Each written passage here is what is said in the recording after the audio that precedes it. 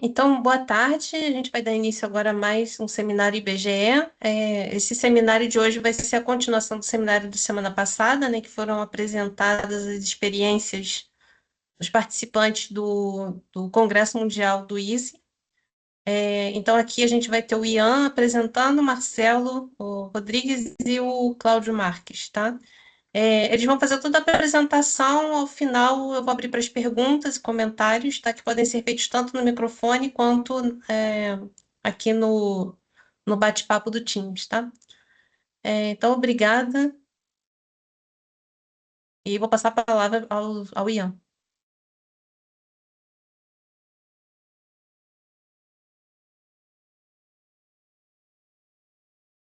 Boa tarde. Eu vou compartilhar a tela errada. Só um instante. Vocês estão vendo a minha tela? Sim. Maravilha.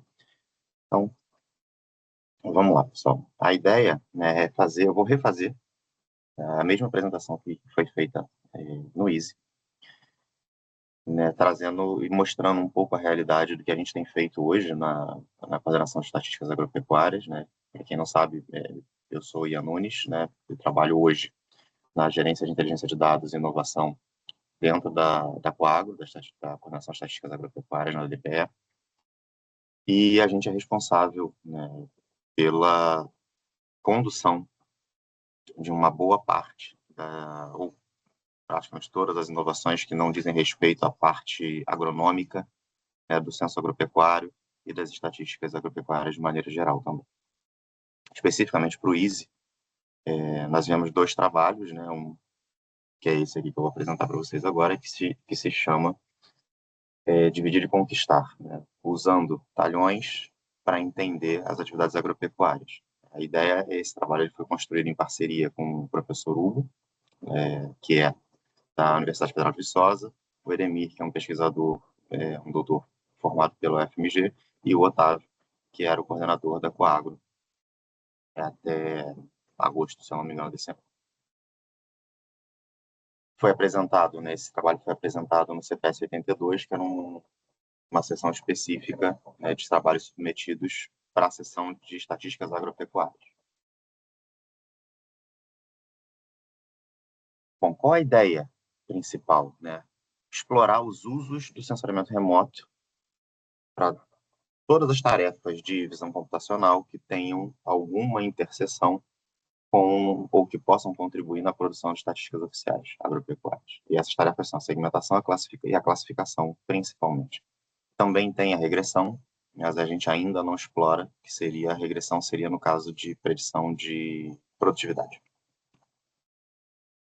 E o uso, a ideia desse uso é, de alguma forma, modernizar ou trazer novos elementos para a produção de estatísticas agropecuárias, né, tentando gerar estatísticas mais frequentes, mais precisas, mais escaláveis e num nível de detalhamento que a gente não costuma ter, né, que o IBGE divulga estatísticas agropecuárias na maior parte dos casos por municípios.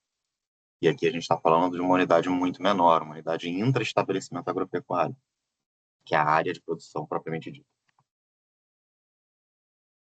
Só que o Brasil, né, como todo mundo sabe, assim, é importante que a gente contextualize, né, que essa é uma apresentação feita para pessoas de fora. Então, tem coisas aqui que eu vou falar que é chovendo molhado para quem está no IBGE e já conhece o Brasil e o IBGE, como a gente trabalha. Mas, assim, um território gigante, né, são 8,5 milhões de quilômetros quadrados, é algo como 2 vezes a Europa Ocidental, né, tem 6 biomas, muita diversidade, né, regional no Brasil, muita diversidade nas práticas agropecuárias usadas e nas pressões, né, antropogênicas que são aplicadas sobre tanto a atividade agropecuária quanto o meio natural. E isso precisa, né, isso é um pouco diferente. Quando a gente vai trabalhar com métodos automáticos, quanto mais homogênea é a área, quanto mais estável, quanto mais constante é o que você encontra, melhor o algoritmo tende a se sair. Quanto mais heterogêneo, quanto mais diverso, quanto maior, quanto mais complexo, pior normalmente o algoritmo vai. Então, uma estratégia possível é calibrar, né, esse algoritmo para diferentes regiões ou ter algoritmos diferentes para regiões diferentes. A gente no Brasil tem uma coisa que tem em poucos lugares no mundo, ou praticamente em nenhum lugar no mundo, que é a combinação de safras, né? A gente produz uma, duas, três safras em alguns lugares do Brasil, a gente já chega a produzir, né? Hoje, com uma relevância enorme da segunda safra, né? E a terceira safra começa a ganhar um pouquinho de relevância em algumas áreas. Isso dificulta bastante, né, a análise temporal. Né? No melhor, isso dificulta bastante a análise e implica numa análise temporal um pouco mais sofisticada, né? Porque os modelos eles precisam entender que não tem só uma atividade, porque a atividade agropecuária ela é cíclica, em especial quando a gente está falando da atividade agropecuária temporária, né? Nós estamos lavouras temporárias. Os ciclos são anuais, os ciclos são curtos, são facilmente identificáveis, mas quando você começa a colocar múltiplos ciclos, isso complica muito a análise. Então, isso precisa ser levado em consideração. E o Brasil tem uma outra questão, a gente está numa região tropical do mundo, né? Então, temos áreas com uma cobertura muito persistente de nuvens. Então, quando a gente está usando imagens de satélite, se tem nuvem, a gente não consegue enxergar. Pelo menos não utilizando satélites que tenham sensores óticos, né? Que sejam que nem sensores de máquina fotográfica que tiram fotografias em cores, né? Azul, verde e vermelho. Existem formas de contornar, mas usando esse tipo de sensor, que é o sensor que a gente majoritariamente usa hoje, a gente tem um problema sério da existência ou da persistência de nuvens em algumas regiões. Bom, aí temos outros problemas, né? Que são problemas estruturais do Brasil, eu diria. A gente não tem registros administrativos adequados para se criar um cadastro de estabelecimentos agropecuários. Então, a gente também não tem, consequentemente, um registro administrativo confiável e adequado das áreas nem de cada propriedade, no sentido fundiário, efetivamente. Então, a gente tem muita dificuldade de integrar ou de usar registros administrativos para fazer algum nível de estudo, um estudo que seja, de fato, bastante abrangente. Existe ainda, são detalhes, isso eu nem falei na apresentação lá, porque é uma questão nossa, muita disputa fundiária, muitas áreas que tem, né, quando você olha esses registros, que existem sobreposições dos registros por questões, às vezes por algum erro técnico, deliberado ou não, e às vezes de forma deliberada, porque são dois produtores ou dois proprietários que se dizem proprietários da mesma área, né? Isso gera um estresse razoável localmente, né? Na hora da gente usar esse dado, ele perde muita confiança. A gente também tem, né, isso não só dentro do IBGE, mas no Brasil de maneira geral, uma falta de pessoal treinado especificamente para trabalhar com esse tipo de tarefa, né, usando imagem de satélite, usando dados de sensoriamento remoto e métodos de IA, ou métodos de redes neurais generativas, ou métodos quaisquer que sejam de visão computacional. Hoje o Brasil sofre com a perda desses profissionais para instituições internacionais ou para a iniciativa privada, em especial quando a gente está falando do setor público, né? A gente não paga tão bem e a gente tem dificuldade de reter esse tipo de pessoas. Não só não paga tão bem, como a gente também não tem mecanismos que deixem, né, a nossa carreira atrativa para pessoas que trabalhem com esse tipo de tecnologia. Além disso, né, os equipamentos para se executar esse tipo de ferramenta ou para se desenvolver esse tipo de ferramenta são muito caros, realmente muito caros. A quantidade de armazenamento que se precisa é enorme, a velocidade de troca de informação entre os servidores é enorme, os próprios equipamentos são muito caros mesmo. Como exemplo, né, posso dizer aqui agora que o FMG acabou de comprar 2 equipamentos do tipo dos que a gente precisa e gastou 11 milhões de reais para comprar 2 equipamentos, um equipamento muito bom e um equipamento intermediário. Então, é algo que é realmente muito caro, isso dificulta muito a execução desse tipo de atividade dentro do IBGE. A gente não tem essa infraestrutura hoje na casa. Bom, Com isso tudo, a gente pode dizer que isso é um problema bem difícil, né? Um problema que tem muitas complexidades em vários eixos diferentes. E é muito complexo de equacionar isso tudo. E a gente conseguiu, ao longo do último ano e meio, né, alguns avanços que são muito importantes. Alguns avanços que são, hoje, capazes de colocar o IBGE numa posição de liderança internacional nas atividades que a gente está fazendo. Hoje, os modelos, os métodos, né, que a gente desenvolveu, eles têm, eles estão entre os melhores do mundo, se não performando com os melhores resultados do mundo. Então, a gente conseguiu avanços realmente muito significativos e resultados muito expressivos. Isso é muito bacana. Mas, de fato, o que a gente está fazendo? Eu falei um pouco, né, de como isso é difícil e para que isso serve, como a gente quer fazer, o que a gente quer fazer, mas o que de fato a gente está fazendo? A primeira tarefa que a gente atacou foi a tarefa de dividir o território em áreas com atividade agropecuária espacialmente contínuas. O que é isso? E com uma única atividade agropecuária. São talhões agropecuários. Então, é uma área contínua dividida por cercas, como tem nessa imagem de fundo, ou dividida por limites visualmente identificáveis, que tenham, ou que seja desenvolvida uma única atividade agropecuária. Ou seja, uma área de trigo vizinha de uma área de milho são 2 talhões. Uma área de milho gigantesca é um único talhão. Áreas pequenininhas são múltiplos talhões em áreas pequenas. Então, aqui um exemplo, outro exemplo visual. Né? Mas essa é uma tarefa que, ao mesmo tempo, né, que parece uma tarefa simples, ela não é. Ela é talvez, conceitualmente, a tarefa mais simples que se tem. Mas até por isso ela é uma tarefa de alto nível de complexidade na hora de se executar e de se conseguir desenvolver os métodos. Porque até mesmo qual tarefa é ela não é tão óbvio. Né? Assim, existem dentro da área de conhecimento, né, divisão computacional, existem 3 grandes tarefas que a gente poderia enquadrar essa tarefa de talhonamento do território. A primeira delas é a tarefa de segmentação semântica. O que é segmentação semântica? Segmentação semântica é a atividade de você identificar todos os pixels em uma imagem que sejam pertencentes a uma determinada classe. No nosso caso, a gente tem 2 classes, talhão e não talhão. Então, aparentemente, essa tarefa resolveria o problema. Só que não é verdade, porque os modelos e os métodos que atacam essa tarefa, eles estão interessados em acertar majoritariamente as áreas que são das 2 classes. O que eu quero dizer com isso? Aqui nessa imagem, por exemplo, temos aqui um talhão gigante, certo? Mas olha como a borda dele é fininha.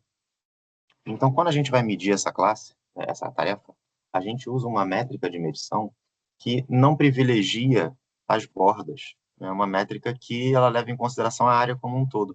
Então, como a gente está interessado numa tarefa que ela é muito desbalanceada por natureza, ou seja, é natural imaginar que as bordas e as áreas não agropecuárias, né, em áreas com grande atividade agropecuária, serão muito pequenas, o que o modelo tende a fazer? O que os métodos tendem a fazer? Colocar tudo como área agropecuária.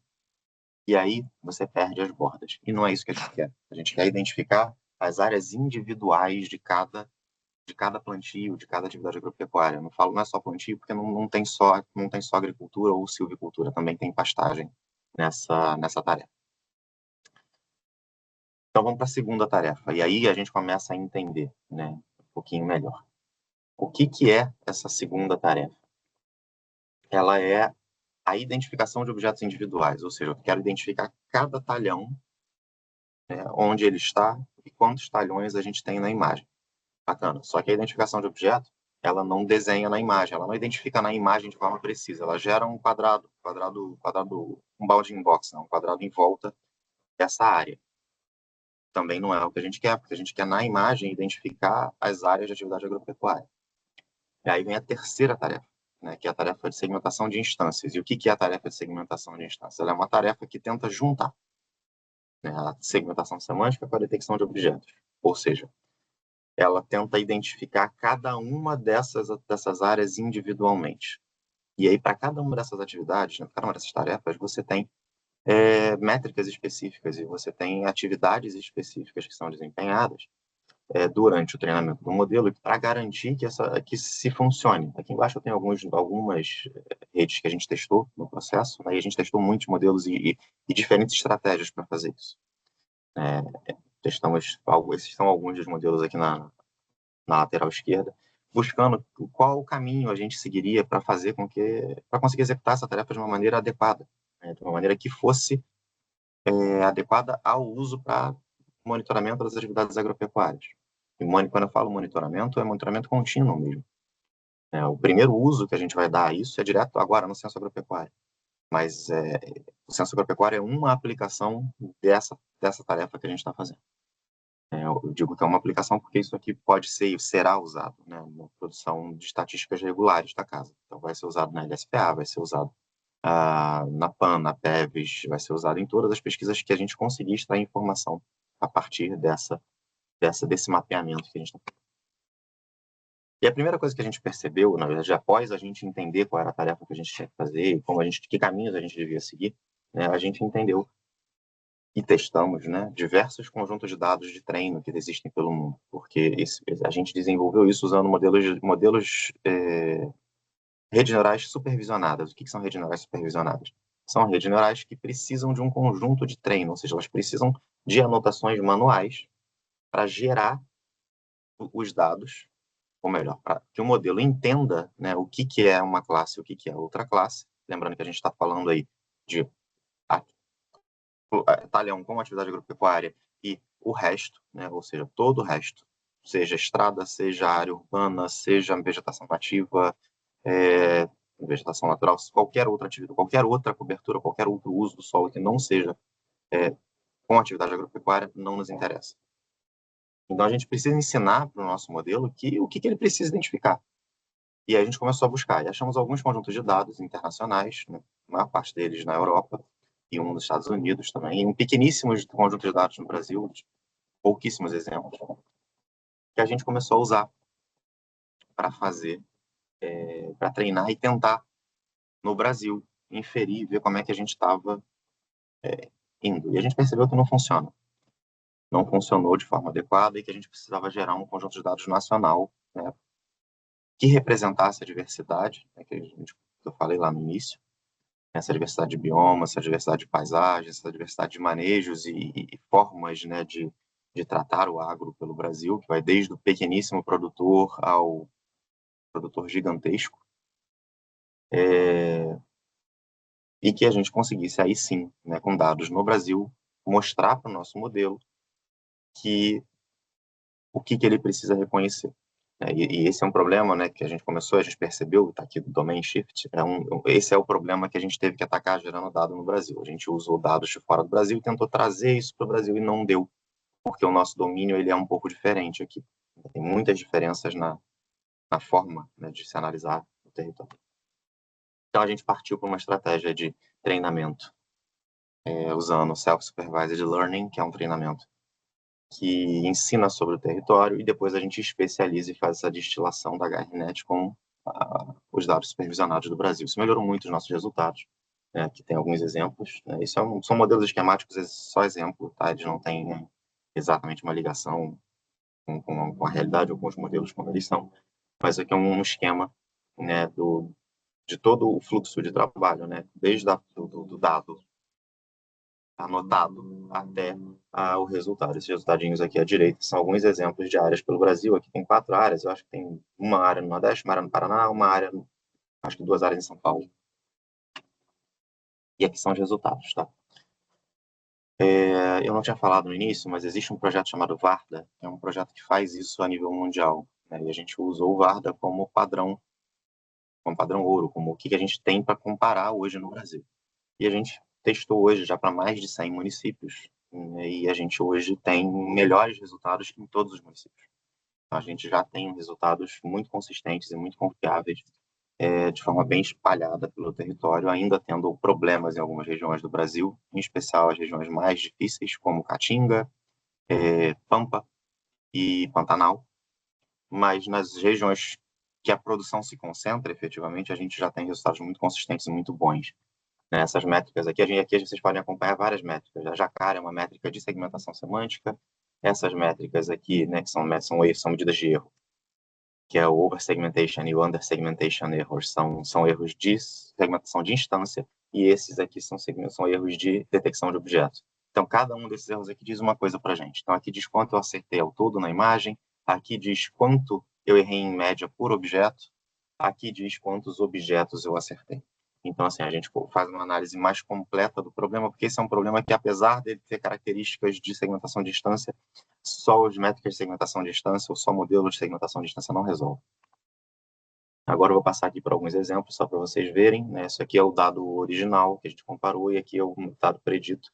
Ele está deliberadamente, né, erodido aqui nas bordas para que vocês consigam visualizar melhor, mas essa borda ela é menor, na real, no dado final, né? Mesma coisa aqui. Vocês vão ver que já tem uma semelhança, tem uma similaridade muito grande, né? Nesses dados aqui, e aqui é um exemplo, né, de como a gente melhorou utilizando o SSL. Né? Se vocês observarem, o dado à direita ele é um dado muito melhor, em especial nas propriedades pequenas. A gente conseguiu um avanço muito significativo. E esses dados todos aqui que eu estou mostrando para vocês, eles foram conseguidos usando imagens Sentinel. Só que a gente treinou a gente gerou nossos rótulos com imagens da constelação Planet. Sentinel é uma constelação de satélites da ESA, da Agência Aeroespacial Europeia, que tem 10 metros de resolução espacial. Mas a gente gerou nossos dados com a Planet, que é uma outra constelação que tem resolução espacial de 3 metros, mas no que a gente tem acesso aqui de 4,77 metros.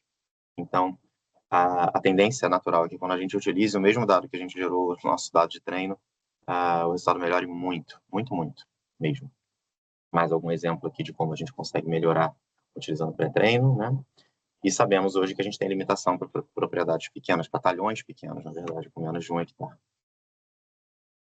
Bom, a tarefa se mostrou perfeitamente viável, mesmo num cenário tão complexo quanto o brasileiro, né? E assim, dá para fazer em larga escala. Hoje a gente demora mais ou menos 5 dias para processar o Brasil, usando imagens Sentinel. Na hora que a gente trocar de imagem, vai piorar o tempo, claro, porque a imagem ela é muito maior, a imagem Planet. Né, o método de aprendizado supervisionado foi muito competente, melhorou muito o resultado. Né, e o nosso método, ele melhora tudo que a gente testou por aí, inclusive vários métodos que fazem essa tarefa. O nosso método ele tem resultados que são muito acima, muito superiores ao que hoje tem se entendido como estado da arte. E a gente, né, é perfeitamente possível usar esse dado, né, como primeira tarefa para a gente fazer uma outra tarefa, que é o mapeamento de culturas, que é a próxima etapa natural do que a gente vai fazer. Bom, agora a gente continua, né, crescendo o nosso dataset. Esses dados que vocês viram, a gente treinou, tinha 1 milhão de talhões, mais ou menos. Né? Agora a gente já tem 1,5 milhão de talhões pelo Brasil. Então, cada vez que a gente executa e treina o método, a gente melhora, porque a gente tem mais dado e o método melhora. Então, tem mais dado. Né? A gente ainda tem que melhorar, né, o treinamento por bioma. E a implementação, agora a gente tem que estar caminhando para a implementação e integração disso para o uso efetivo nas estatísticas agropecuárias. Né? E os próximos passos, né, é usar cada um desses talhões como uma unidade fundamental, uma unidade primária de análise e levantamento para mapeamento das culturas, ou seja, entender, né, ao longo do território inteiro do Brasil que áreas produzem o quê, depois fazer estimativa de produtividade. Estudos de biomassa, para a gente entender quanto a gente está capturando de carbono e o que mais a gente quiser. E estudos para vigor de pasto. E assim a gente consegue determinar a produtividade do pasto e consegue, em grande medida, estimar a produção e, mais do que a produção, estimar a quantidade de gado no campo. É isso. Obrigado. Obrigada, Ian. Então, agora a gente passa para o Marcelo.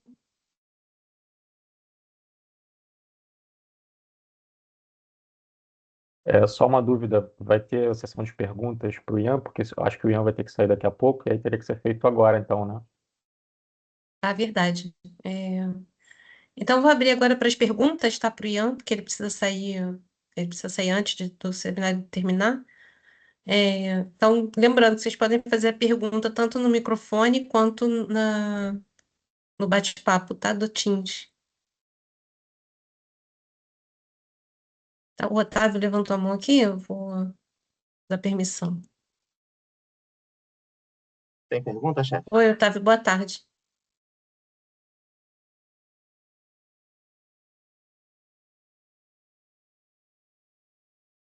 Otávio?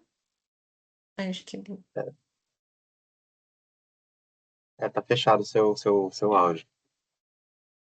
eu dei permissão para ele falar. Tá, abri agora. Bom, Oi. boa tarde. Obrigado, Débora, boa tarde.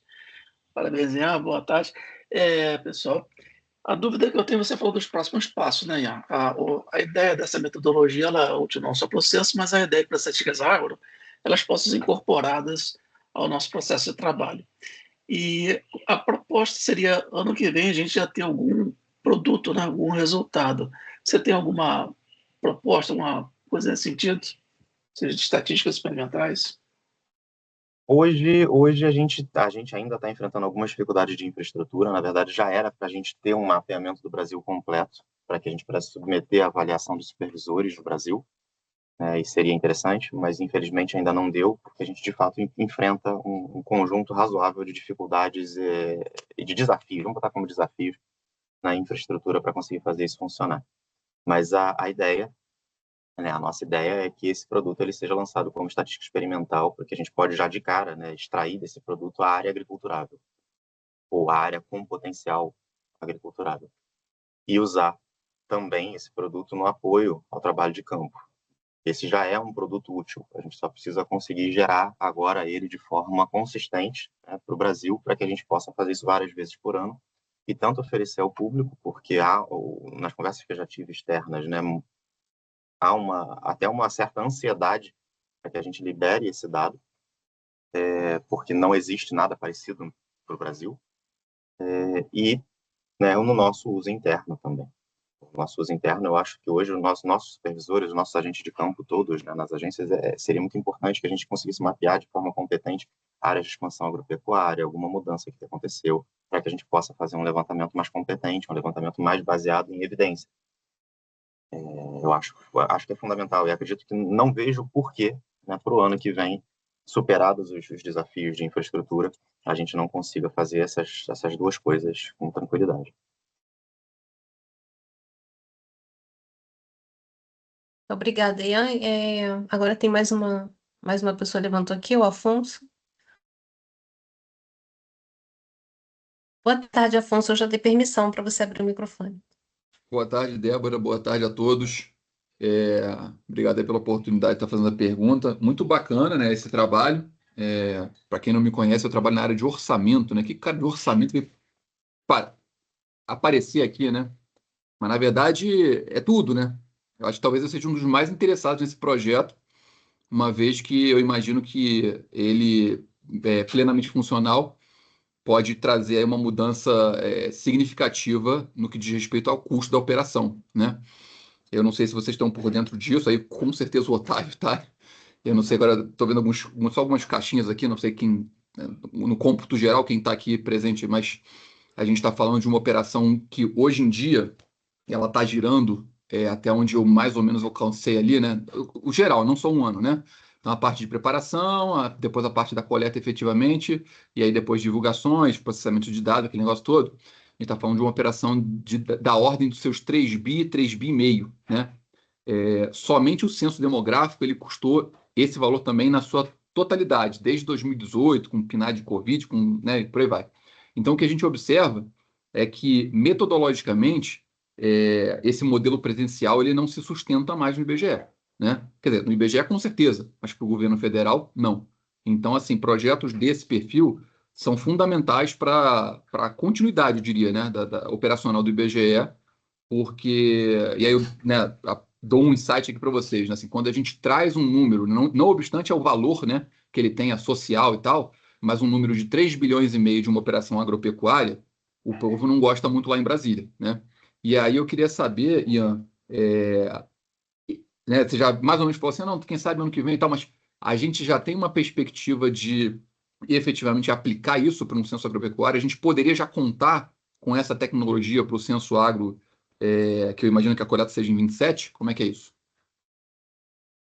A gente vai contar, na verdade, o censo agropecuário ele vai levar os talhões, a campo, para que sejam preenchidos, e essa informação seja coletada pelo recenseador.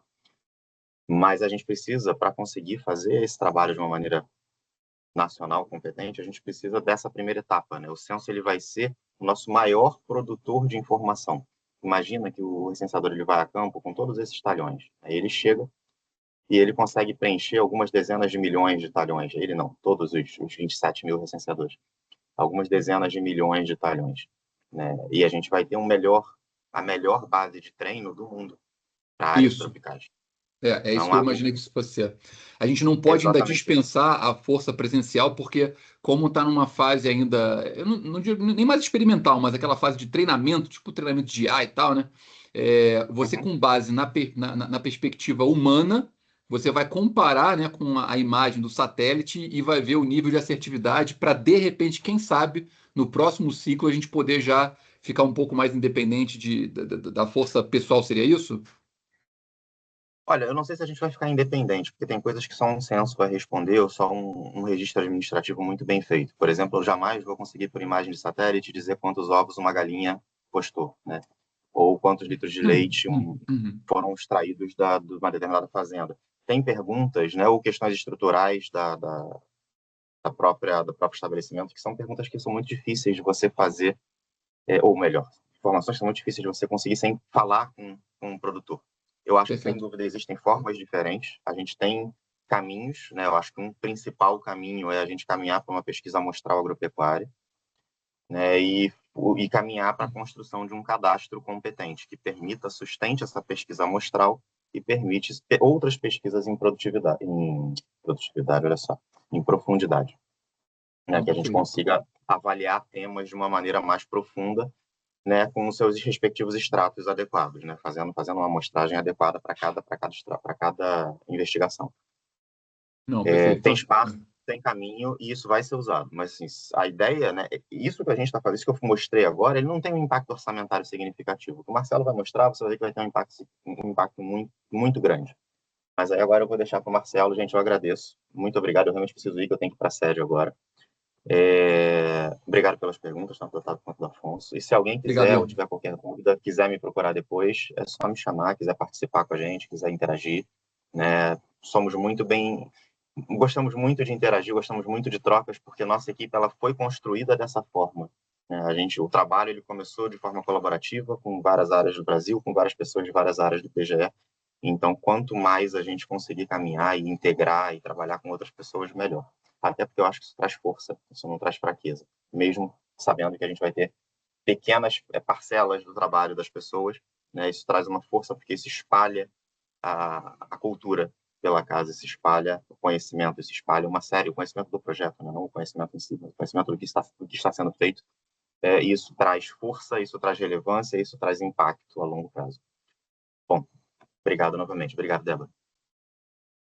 Obrigada, Ian. Obrigada, Afonso e o Otávio também pelas perguntas. Então, agora sim a gente passa para o Marcelo. Boa tarde, gente. Vou compartilhar aqui a minha apresentação.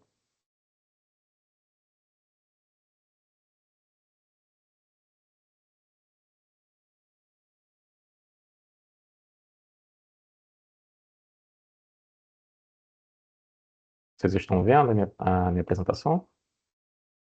Sim. Obrigado. Bom, boa tarde novamente.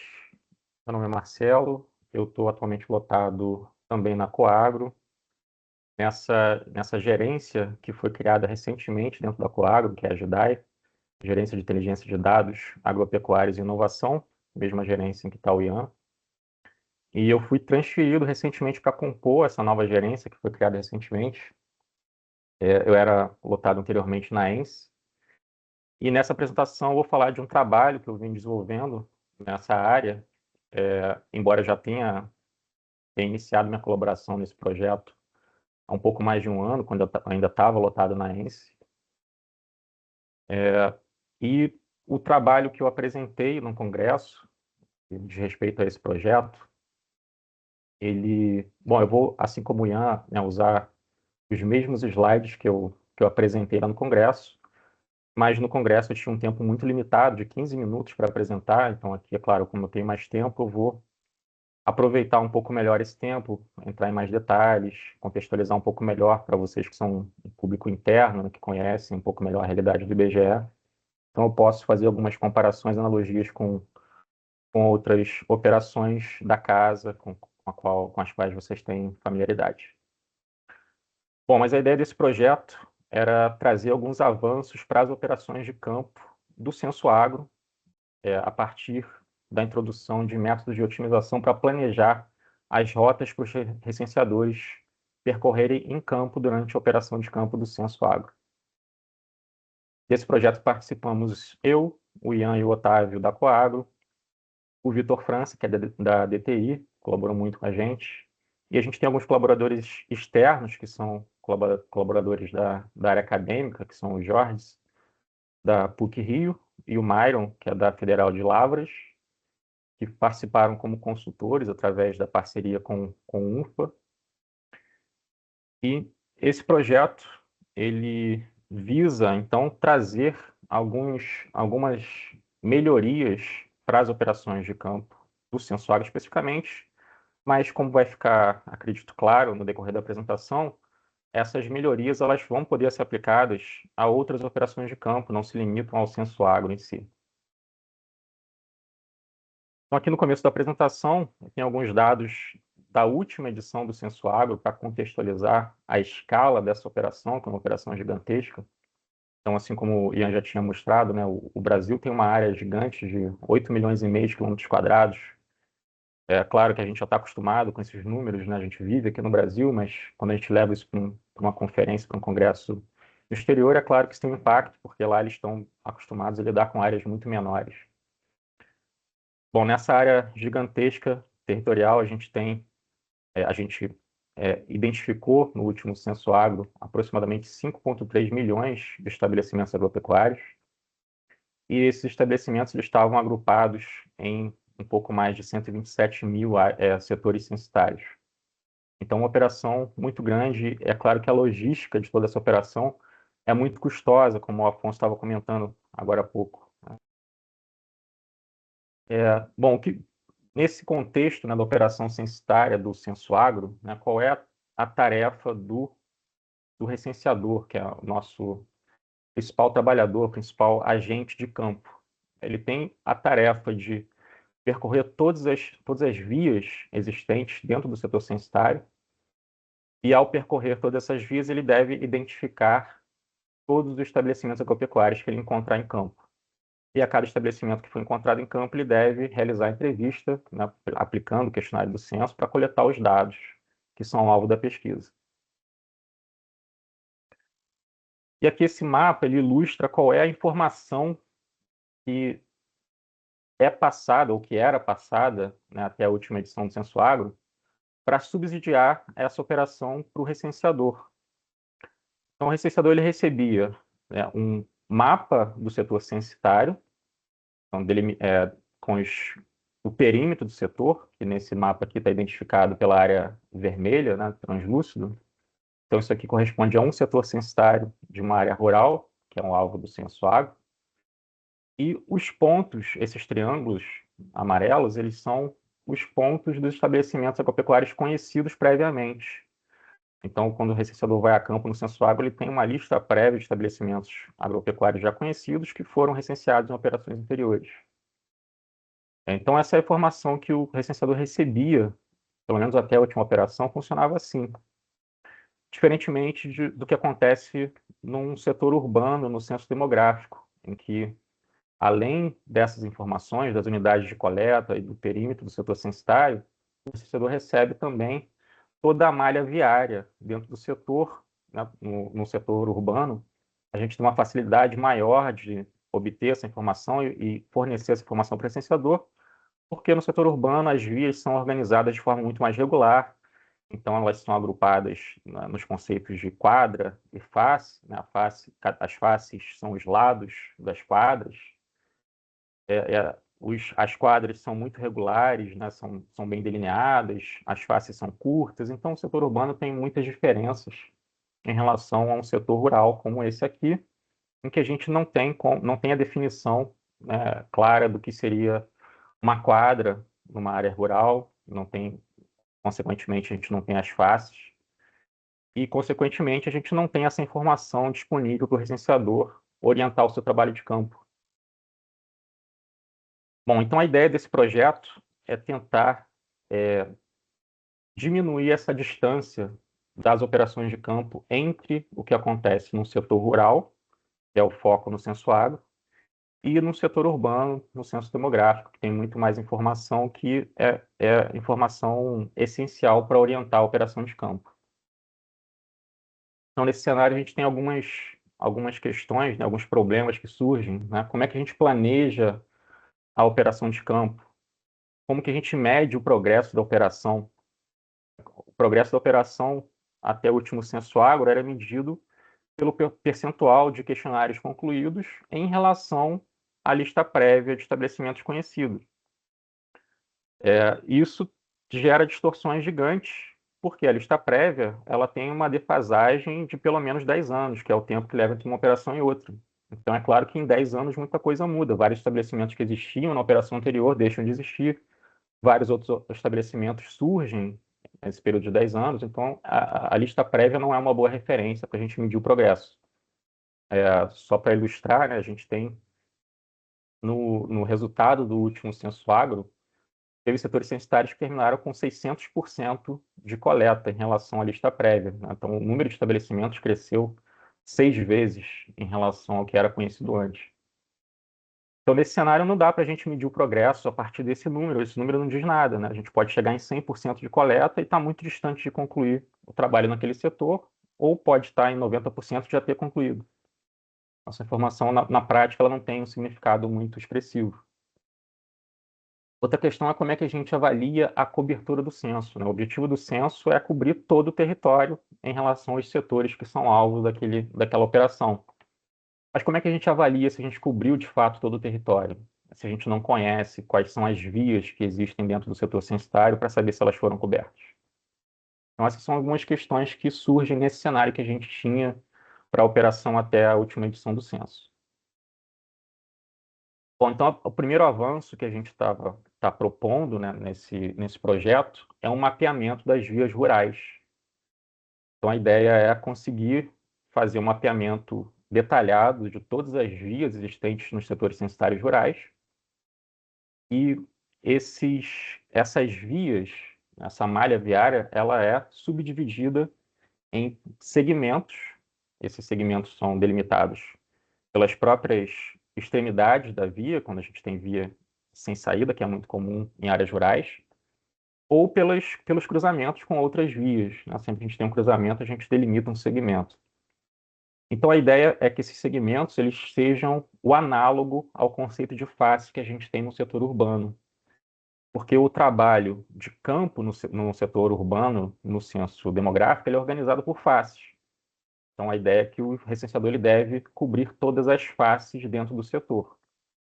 De maneira análoga, a gente está tentando transpor essa ideia, essa mesma estratégia, para o setor rural, no censo agro, de modo que o trabalho consiste em cobrir todos esses segmentos que a gente está chamando de trecho de via dentro do setor censitário rural. Então, para a gente fazer esse mapeamento, a gente está integrando dados de diversas fontes. A gente está usando dados do OpenStreetMap, que é uma base pública, aberta de dados de vias. Essa é uma base que tem uma qualidade muito boa, a informação que está lá é muito precisa, mas, em compensação, não tem uma cobertura tão boa em áreas rurais, tem mais cobertura em áreas urbanas. Então, para complementar essa informação, a gente tem um outro dado muito importante, que são os trajetos dos recenseadores nas últimas operações censitárias. Desde o censo agro 2017, nós temos o recenseador vai a campo com um DMC, que é essencialmente um smartphone nas últimas operações. A partir dessa operação vai ser um tablet, mas enfim, é um aparelho que tem um GPS, e esse GPS registra todo o deslocamento do recenseador em campo. Então, nós temos esse rastreamento dos trajetos dos recenseadores das últimas operações. Consequentemente, a gente sabe por onde que aqueles recenseadores passaram, então a gente sabe por onde existem vias para serem percorridas dentro dos setores censitários. É claro que essa informação ela não é geograficamente tão precisa, porque o GPS tem uma certa precisão, a gente sabe quando a gente usa o GPS, às vezes ele não marca precisamente o ponto em que a gente está, mas é uma informação relevante que ajuda a complementar esses dados que a gente está usando para montar essa rede viária. E por último, a gente tem também dados de vias identificadas por imagens de satélite, identificadas automaticamente por modelos de inteligência artificial a partir de imagens de satélite. Essa informação aqui é bastante completa, tem uma cobertura muito grande, mas em contrapartida ela não é tão precisa. Ela tem muito falso positivo, então tem muita coisa que pela imagem de satélite parece ser uma via e é identificada como uma via nessa base, mas de fato não é. Então a gente tem algumas bases de informação, algumas fontes de informação que se complementam porque têm características diferentes. Uma é mais precisa, mas tem menor cobertura, outra tem maior cobertura, mas é menos precisa. A gente tem que integrar tudo isso. Então a ideia é obter essas informações de diversas fontes, selecionar os dados, limpar os dados, né, de modo que a gente tenha informação mais precisa possível, mais fiel possível do que deve ser encontrado de fato em campo, e integrar tudo isso para formar uma única rede viária conexa para cada setor censitário rural. Então, a ideia é obter algo como isso aqui, né? Isso aqui é o resultado já dessa operação para aquele setor que eu mostrei inicialmente, que antigamente não tinha essa informação, e agora a gente tem aqui a informação das vias mapeadas que ficam dentro desse setor censitário. Então, a ideia é fornecer essa informação como um subsídio para a operação de campo no próximo Censo Agro. Então, com isso, a gente consegue responder algumas daquelas questões que eu tinha colocado anteriormente. Então, a partir dessa informação, a gente consegue, por exemplo, planejar as rotas que o recenseador vai ter que realizar em campo com base nessa rede viária. A gente consegue medir o progresso da operação a partir da contagem de quantos desses trechos de via que são delimitados aqui dentro do setor censitário já foram concluídos. Então, durante a operação, a ideia é que o recenseador, assim como é feito no censo demográfico, em que o recenseador ele abre uma face, faz o trabalho de coleta naquela face, depois fecha a face e indica que aquela face está concluída, a ideia é que a gente faça isso aqui com os trechos de via. Então, o recenseador vai informar quando ele concluir a coleta num trecho de via, e a partir da contagem de trechos de via concluídos, a gente vai ter uma medida mais precisa do progresso da operação. E do mesmo modo, a gente pode usar essa informação também para medir a cobertura. A gente pode contrastar as vias mapeadas previamente com o trajeto feito e registrado pelo GPS do DMC do recenseador. E a partir dessa comparação, a gente consegue mensurar mais objetivamente se a gente teve uma cobertura adequada naquele setor censitário. Bom, esse é o primeiro avanço desse projeto em relação às operações de campo para o Censo Agro.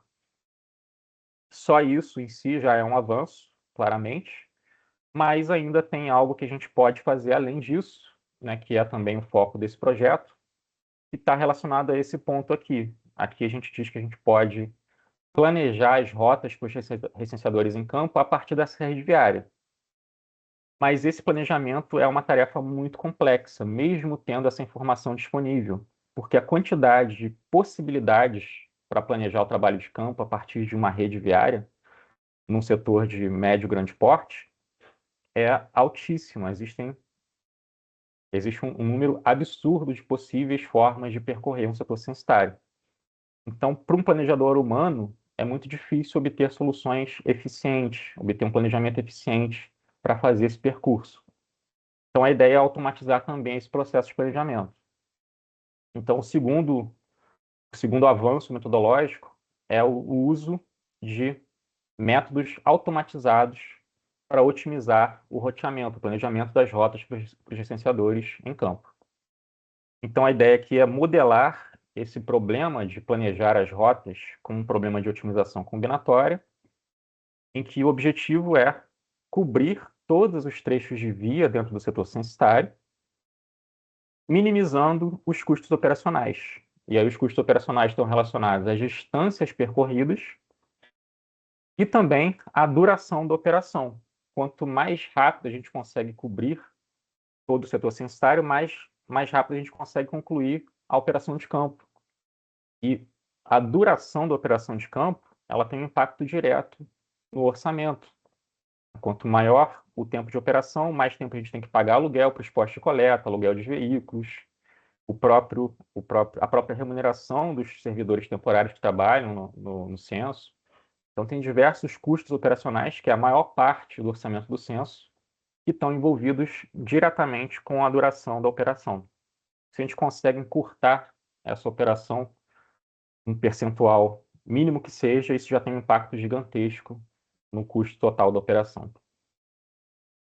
Então, esse problema é modelado como um problema de otimização combinatória, matematicamente, onde o objetivo é minimizar os custos operacionais, e as restrições são que cada trecho de via deve ser trabalhado, né, deve ser atendido, nenhum trecho pode ser deixado de fora, já que o objetivo do censo é cobrir todo o território, e que a duração de cada rota planejada deve ser limitada a um dia de trabalho, a jornada de trabalho do recenseador, embora essa seja não seja uma restrição rígida, porque existem localidades que são tão remotas que não é possível o recenseador visitar aquela localidade e retornar no mesmo dia.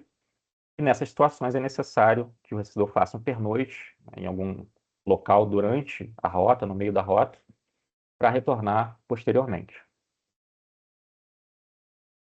Então a ideia é, a partir daquele mapeamento das vias, a gente ter um planejamento como esse aqui. Aqui a gente tem cada cor representando uma rota planejada para um dia de trabalho do recenseador.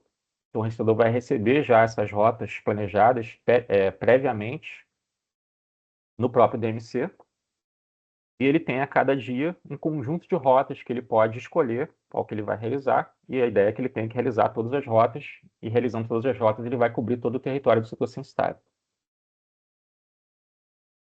Então esse segundo avanço que a gente traz nesse projeto, ele permite que a gente otimize o planejamento das rotas, que se ficasse a cargo do próprio recenseador, ou mesmo de um planejador mais experiente, mais humano, certamente não obteria soluções tão eficientes quanto a gente consegue obter com algoritmos de otimização.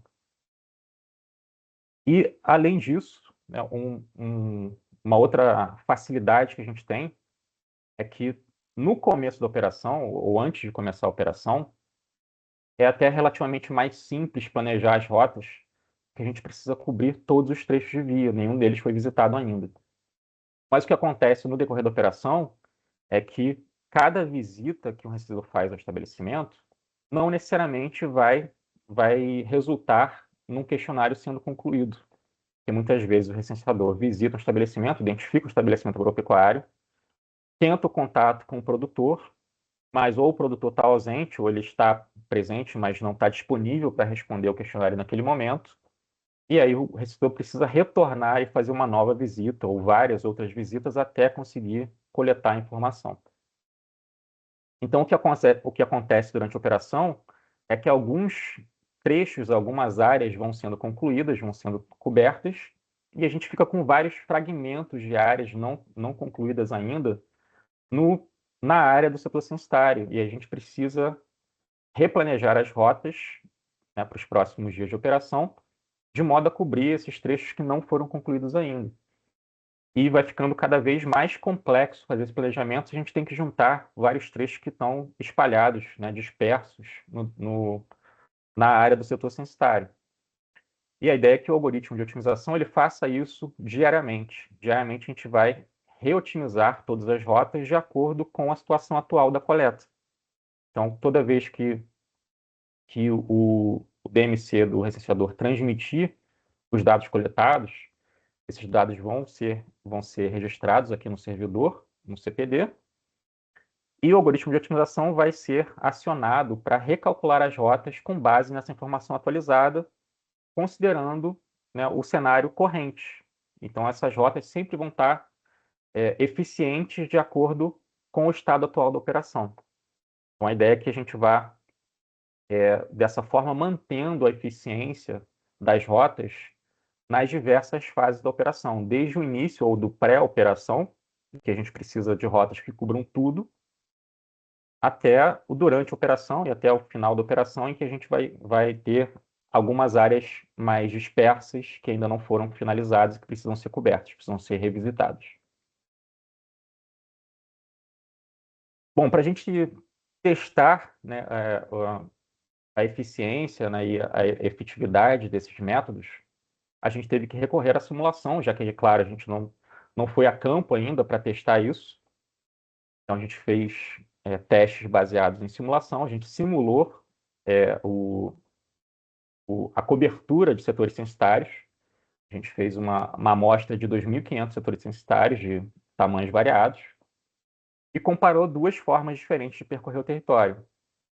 Uma forma é o método de otimização que a gente está adotando, o algoritmo de otimização que planeja as rotas automaticamente, e a outra forma é um algoritmo chamado de busca em profundidade, que é a forma como os recenseadores eram treinados para percorrer o território até a última operação.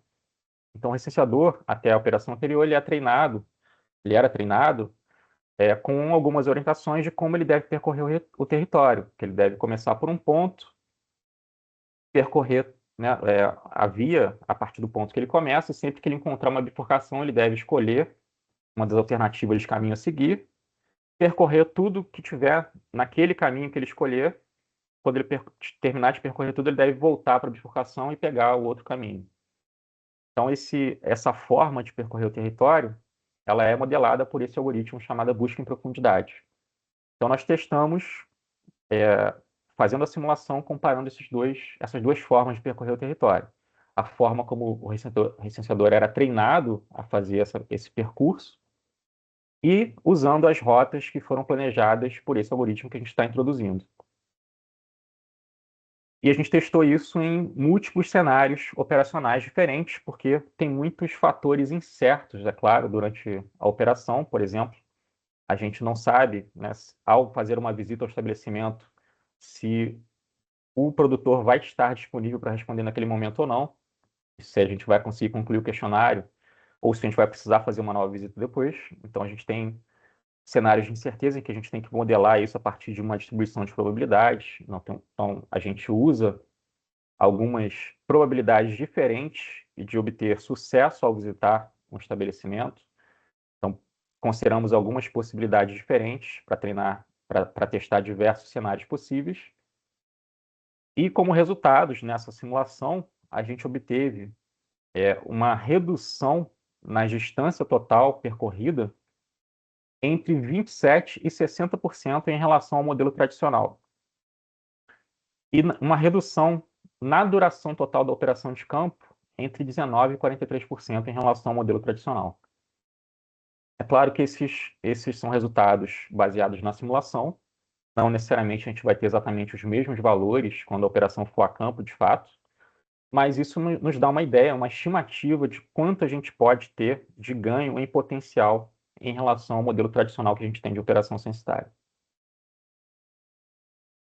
Então, concluindo, né, a gente teve até então já os seguintes avanços alcançados. A gente tem uma efetividade da gestão da operação melhorada, porque a gente consegue medir objetivamente o progresso da operação e a cobertura da operação a partir do mapeamento dos trechos de via dentro do setor censitário. E a gente consegue também melhorar a eficiência da operação a partir da otimização do planejamento das rotas. Isso, claro, tem um impacto enorme nos custos operacionais. E, é claro, esse é um projeto em andamento. Esse modelo ele vai ser testado já na prova piloto 1 do censo, que vai ocorrer na primeira quinzena de dezembro, daqui a menos de 20 dias. Então, a gente vai ter resultados mais concretos a partir desse primeiro teste. Mas é um projeto ainda em andamento, a gente tem ainda muita coisa para evoluir. E o próximo passo é considerar nesse modelo de otimização o agendamento de entrevistas. Se um recebedor ele chega no estabelecimento agropecuário e ele não consegue realizar a entrevista naquele momento, mas ele encontra o produtor, o ideal é que ele tente agendar uma entrevista, agendar uma revisita, para um momento em que ele sabe que o produtor vai estar disponível. Isso aumenta a chance de sucesso na coleta. E a ideia, então, é que, a partir desse agendamento realizado, a gente inclua essa informação no modelo e as rotas planejadas após a atualização, aquela atualização diária que vai acontecer durante a operação, esse agendamento seja considerado, né, e a visita ao estabelecimento agendado seja incluída numa rota para aquele momento e para aquele dia. Então, para a gente fazer isso, a gente tem que incluir algumas restrições, janela de tempo para o atendimento de de um determinado estabelecimento dentro da rota. Bom, é isso. Obrigado pela atenção de vocês. Se vocês tiverem alguma pergunta, estou disponível para responder.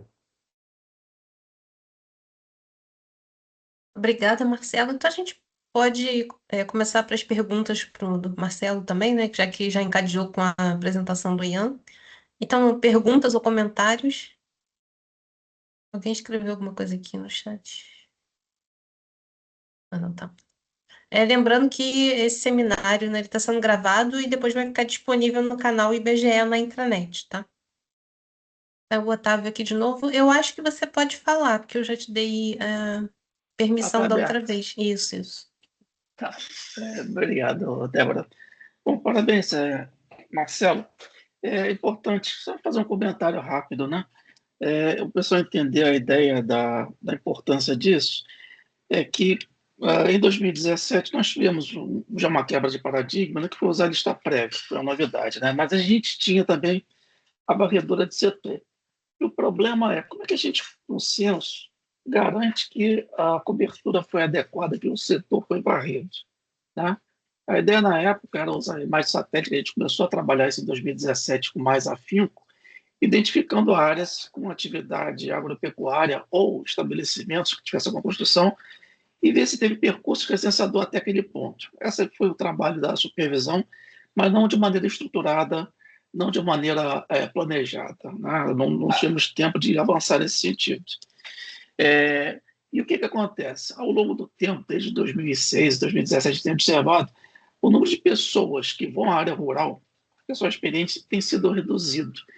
Então, deixar o recenseador a campo, decidir que caminho seguir no setor rural, para onde que ele vai, usando um mapa digital apenas, sem ter uma indicação, uma rota, ele é ineficiente. Né?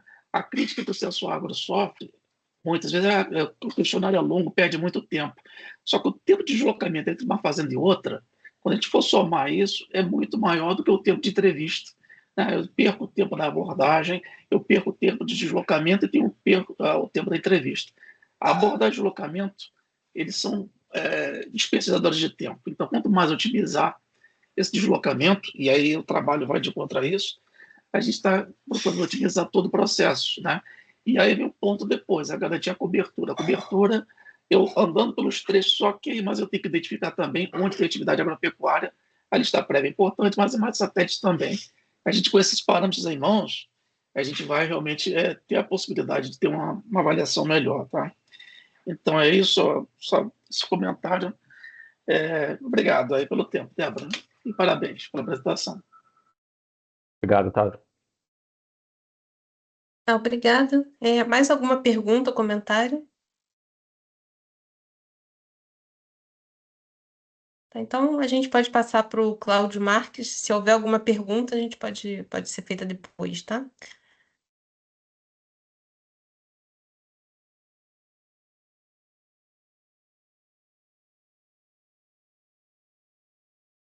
Oi, boa tarde. Vocês me ouvem? Sim. Tá, eu estou compartilhando a tela, depois eu quero compartilhar também outra coisa. É o seguinte, deixa eu colocar aqui para medir o tempo também, só para eu não me perder, só um segundo.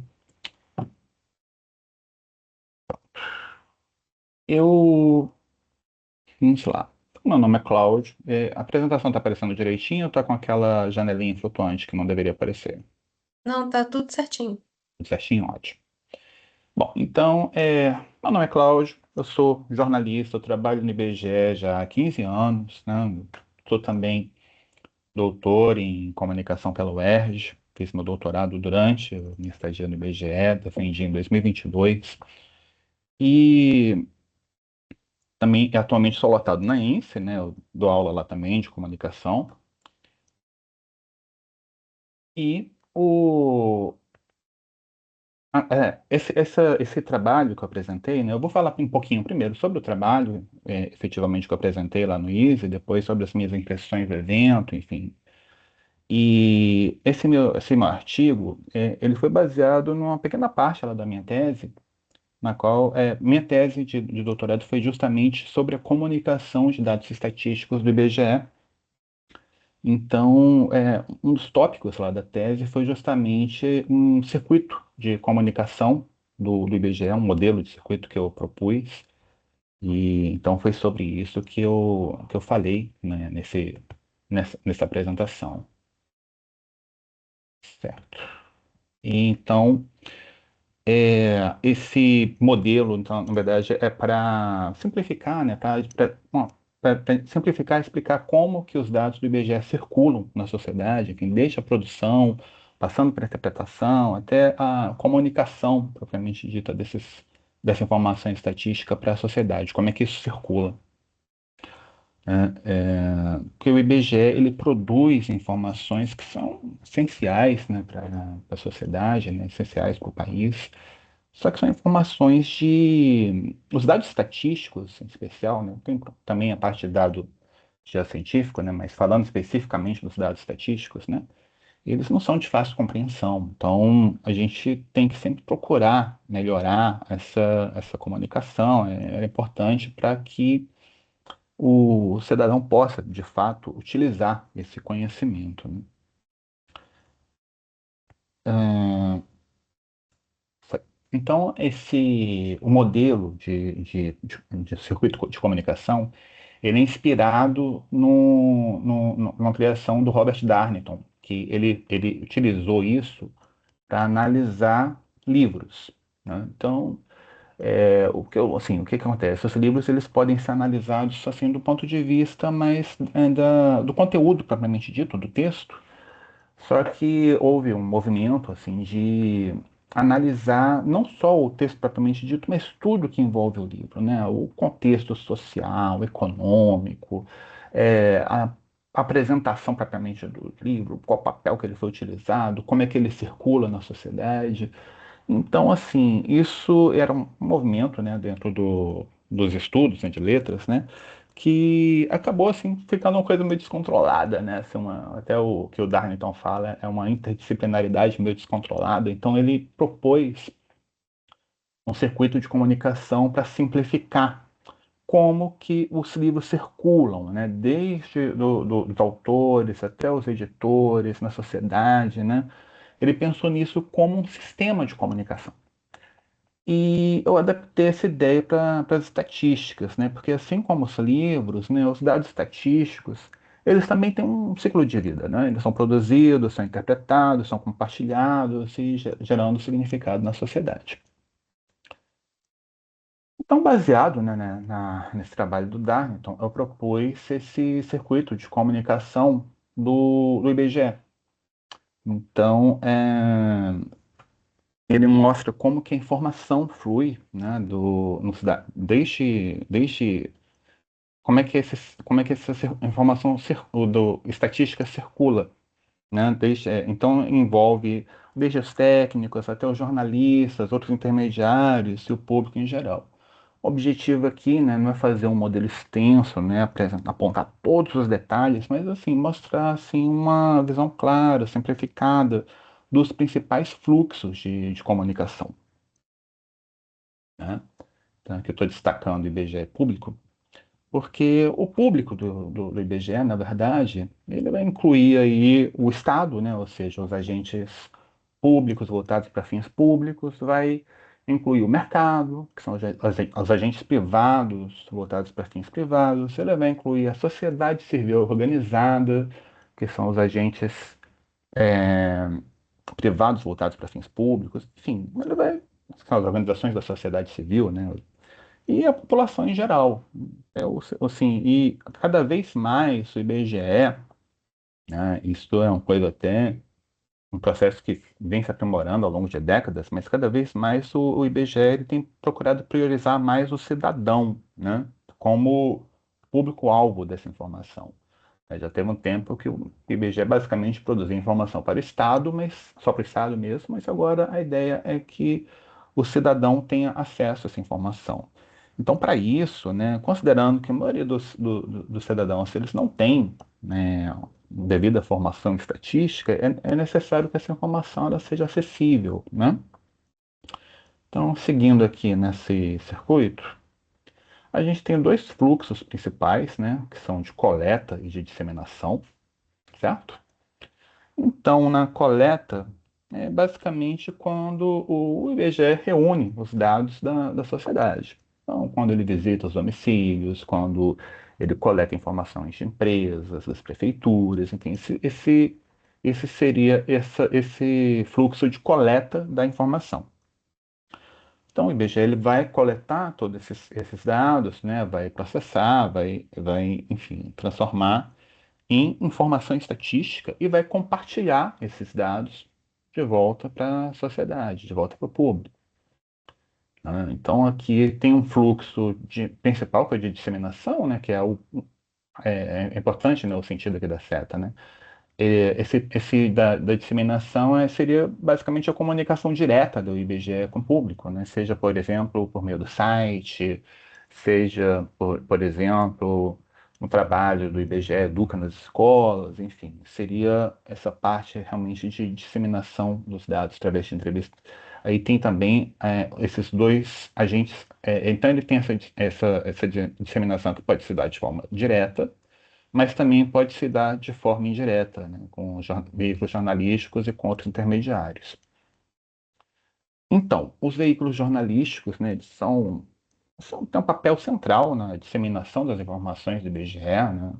Então, a CCS, a Coordenação de Comunicação Social, ela tem um trabalho assim, importante nesse quesito, né, de fazer essa ponte do IBGE com a imprensa, né, fazer esse papel de assessoria de imprensa, para que e os veículos jornalísticos eles têm esse papel meio que de transformar, seja a gente está falando aqui tanto dos veículos impressos como revista, jornal, veículo eletrônico, rádio, TV, internet também, os portais, enfim, eles têm essa meio que uma função quase que de traduzir, né, essa informação estatística para os seus respectivos públicos, né?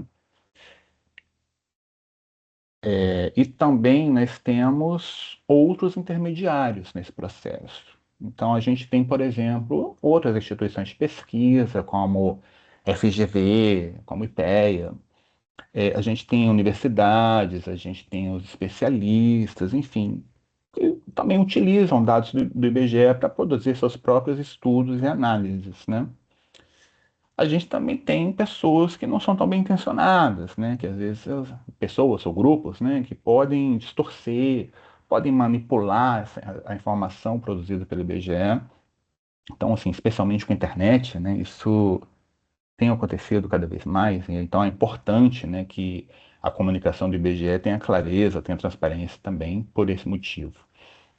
Então a gente vê que esse fluxo aqui, né, ele também se dá entre esses agentes, né? Então às vezes um dado do IBGE é traduzido, por assim dizer, entre aspas, por outros intermediários que vai parar no veículo jornalístico, que vai parar para o público, ou também, enfim, tem diferentes. Aqui eu só apontei os principais fluxos, né, de, de como se dá essa comunicação. E a gente tem aqui um contexto geral, né, que permeia toda essa comunicação. Então, ele inclui aí aspectos comunicacionais, culturais, políticos, sociais, econômicos, jurídicos, né, enfim. Então, quando a gente pensa, por exemplo, enfim, quando a gente pensa, por exemplo, num censo que atrasa porque faltou dinheiro ou por interesses políticos, quando a gente pensa, por exemplo, numa pressão que existe em torno dos números, né, da população dos municípios, né, porque isso impacta, né, no dinheiro que esses municípios recebem. Enfim, a gente vê que tem diferentes contextos. Quando se pensa na criação de um Singed, né, tem diferentes contextos, políticas aspectos políticos, sociais, econômicos que influenciam, né, em como se dá essa comunicação. Na minha tese, inclusive, eu tenho um foco maior na questão do contexto digital, né, da internet, né, que a gente está aí no mundo digital, enfim, que a gente tem os algoritmos que funcionam como filtros, que propiciam a criação de bolhas de informação, que, por sua vez, favorecem a disseminação de desinformação, de fake news, né? Enfim, é um contexto muito complicado, né? E que ele requer que o IBGE ele procure melhorar cada vez mais a sua comunicação, ele procure promover letramento estatístico, né? Enfim, Bianca não está aqui, ela que é especialista nisso. Enfim, Bianca Walsh. Enfim, são algumas das medidas, né, que são essenciais, né, assim, até para a gente, para que o IBGE possa proteger a verdade, possa proteger a ciência, né, colaborar também, né, até para a proteção da democracia mesmo. Dentro do IBGE, a gente tem, por exemplo, profissionais que costumam dizer que o IBGE não analisa, né, assim, isso era uma coisa que eu ouvia muito quando entrei no IBGE, eu acho que eu tenho ouvido cada vez menos. Mas é uma perspectiva de que o IBGE não analisa, que quem tem que analisar os dados estatísticos são o IPEA, FGV, Academia. O IBGE não tem que analisar, o IBGE tem que produzir número, porque o número ele é imparcial. Essa preocupação ela não é gratuita, tá? Ela surge justamente porque o IBGE ele é o órgão oficial de estatísticas, então ele tem que ter realmente um certo compromisso com a imparcialidade, com a objetividade. Só que, assim, os próprios números, né, eles não são completamente objetivos, né? Então, até mesmo quando você escolhe o que você vai medir, né, como você vai apresentar isso, também tem uma certa subjetividade envolvida. Na tese, eu até faço uma comparação da estatística, né, das estatísticas oficiais com o jornalismo, né? Assim, eu meio que concluo que, assim como no jornalismo, né, então, às vezes no jornalismo, até o fato de você fazer uma notícia sobre um tema e não sobre o outro, isso já tem um grau de subjetividade, por mais que se diga que o jornalismo busca objetividade e tal. E na estatística é parecido. Às vezes, o fato de você estar pesquisando um tema em vez de outro, em vez de você incluir ou tirar uma pergunta no censo, por exemplo, isso já tem algum grau de parcialidade, por mais que você adote critérios técnicos para isso, né?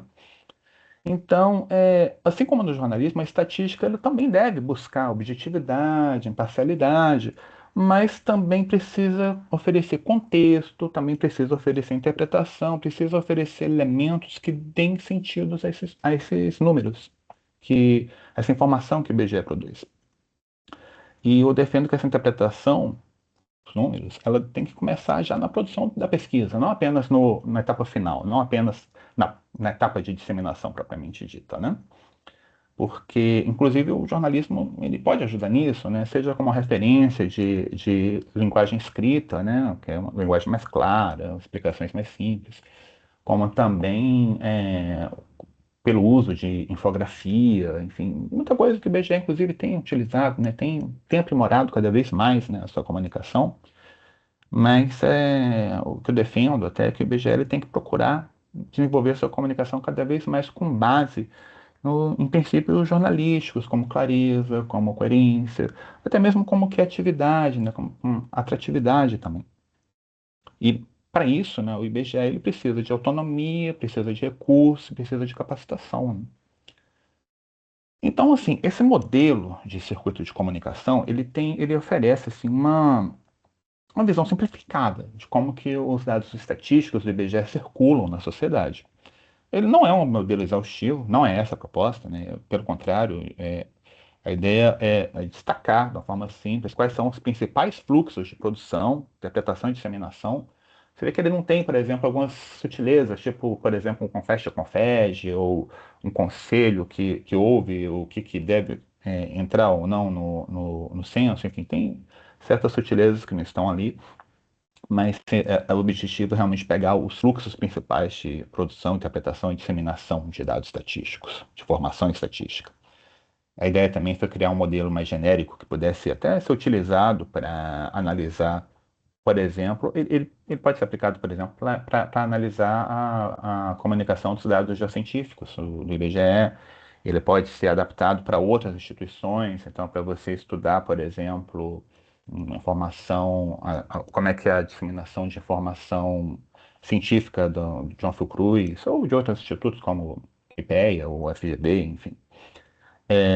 Ele pode ser adaptado para estudos de disseminação de comunicação de informação científica de outras instituições também.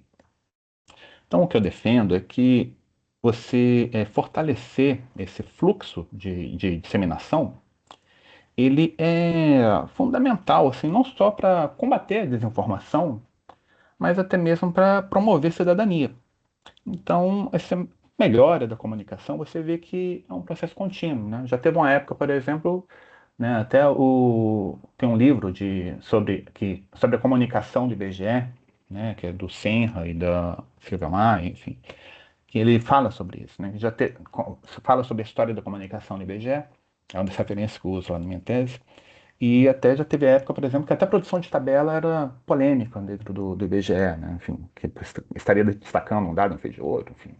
Acho que a gente avançou bastante, né? O portal do IBGE, né? Você vê que ele avançou também e tal, mas ainda hoje é muito difícil. O IBGE, o problema do IBGE, né? A vantagem do IBGE, o problema do IBGE é que tem muita informação.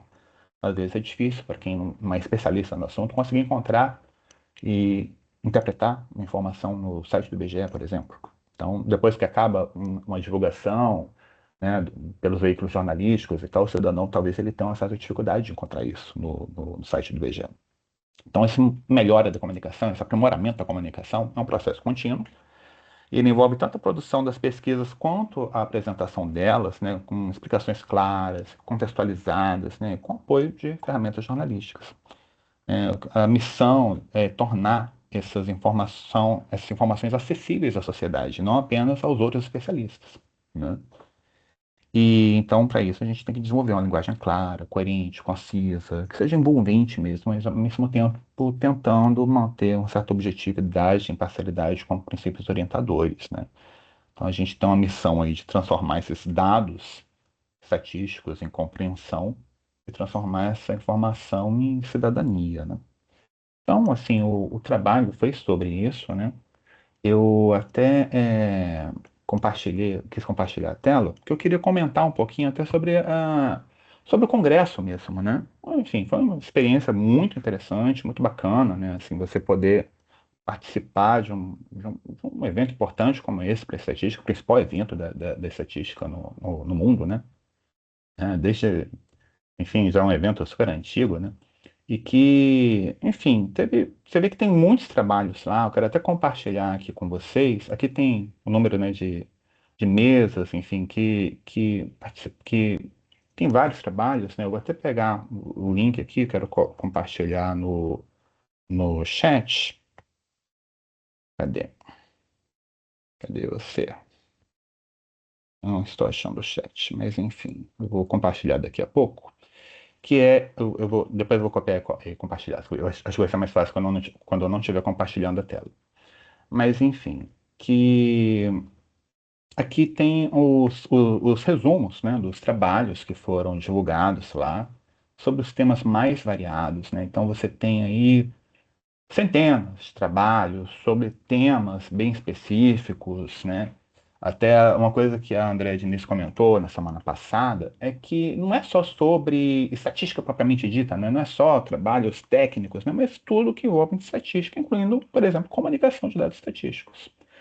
Só que, assim, entre todos esses centenas de trabalhos aqui, só existiu um grupo com que tratasse sobre disseminação, sobre comunicação, que foi esse grupo que eu participei, que tinha 6 trabalhos, né?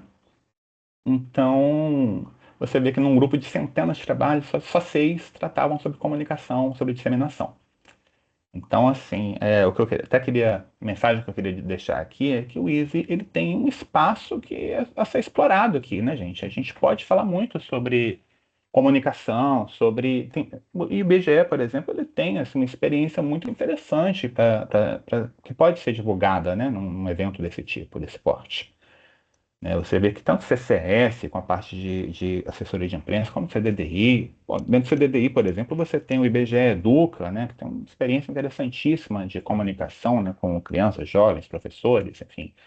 Então você tem um espaço aí que pode ser ocupado, né, e eu estimularia, assim, a pesquisar isso, né, a fazer trabalhos, né, a propor trabalhos dessa linha no próximo ISE, né, que vai ser 2027.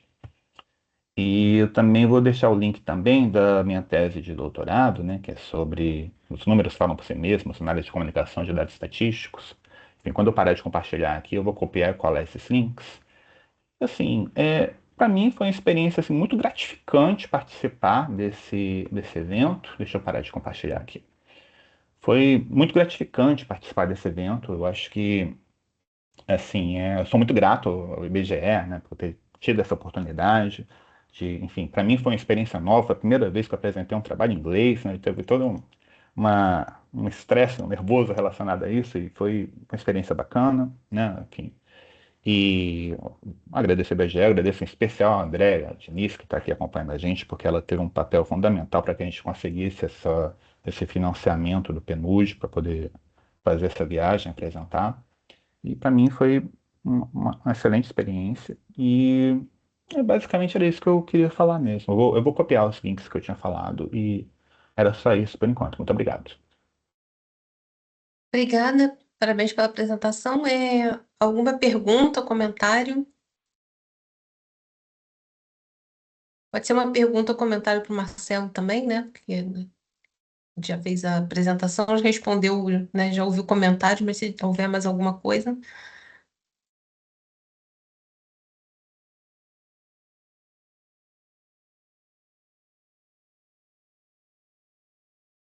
Então, assim, eu até estou colando aqui os links.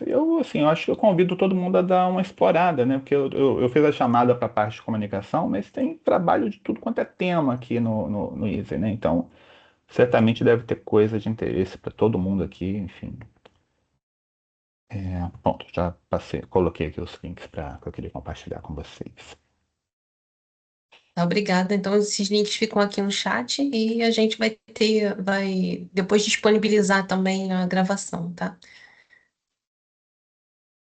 Bom, gente, então se não houver mais pergunta ou comentário, a gente encerra aqui o seminário. Agradeço novamente aos apresentadores, agradeço a participação de todos também e boa tarde.